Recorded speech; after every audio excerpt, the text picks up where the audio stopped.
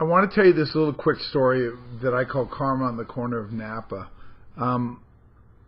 Last week, get my head right, about a week or so ago, I was doing a limo run in Napa, and I had this big kind of vehicle that fits like 28 people.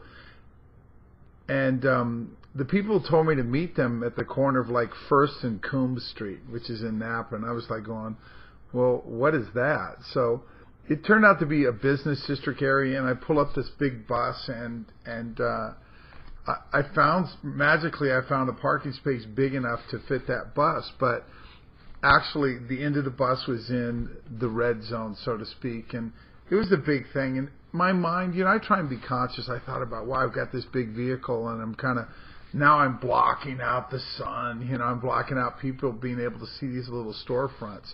So I had that consciousness in my mind, but just like, no, I'm going to pick these people up in 10 minutes, we're going to be gone. So they didn't come right away. And right where I was parked, in this, across the sidewalk, was this little store, and it was actually some place to eat, and it was this cool little place that sold like falafel and you know, gyros and stuff like that I like. And I looked in, and I went in there, and I thought I was going to buy something, and one of the waiters that was working there, he saw me, and he threw out this comment to me like, oh wow, you got that big old bus so nobody can see our store.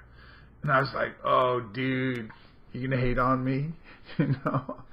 And I thought about it because I was ready to buy something, and I was like, you know, bro, I'm just gonna be here for a few minutes anyhow. And really, I had to pick people up here, and there was no place to park. And you know, it is a public street, but people got these kind of issues around their space, and I can relate to that. And I just try to be a good citizen, man.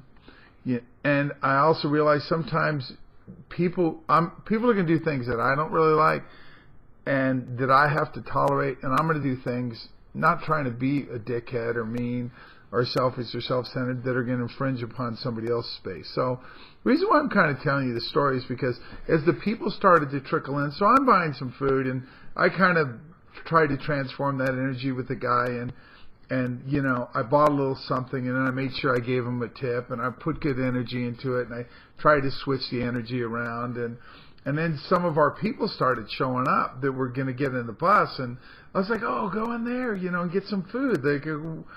They were hungry, and so before you know it, like handfuls of people were going into the store. So it made me think that sometimes we get all uptight about something before we even see how it unfolds.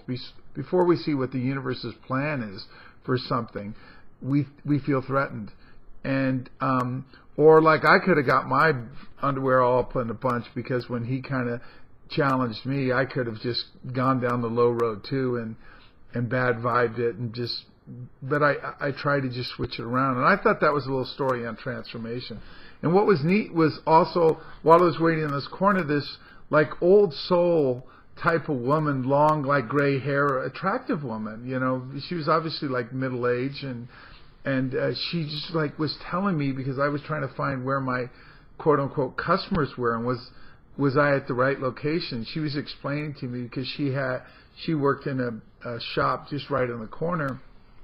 There was kind of like this cool little metaphysical Buddha kind of place, and she was saying, oh, where your customers described they were going to meet you, that used to be a mall right there, but you're in the right place. So what happened was she had such a friendly and open kind of soul and open kind of energy that like I was drawn to her, right? And I walked down the street and in the corner, and I just felt like that was like an answer to my prayer and my kind of energy in life, that, you know, God guide and direct us. And we went in there, and I talked for a while, and she was a really interesting woman. She worked in this really beautiful shop with these focuses and these statues of Buddha and these wonderful clothing and pictures and things. And I just thought that was like my little day of karma on a corner in Napa, and that turned out to be pretty good. And sometimes the things that are better for us, we have to kind of contribute to them happening. And then when things kind of look like they're not going to turn, to have a good attitude and see how we can turn it around.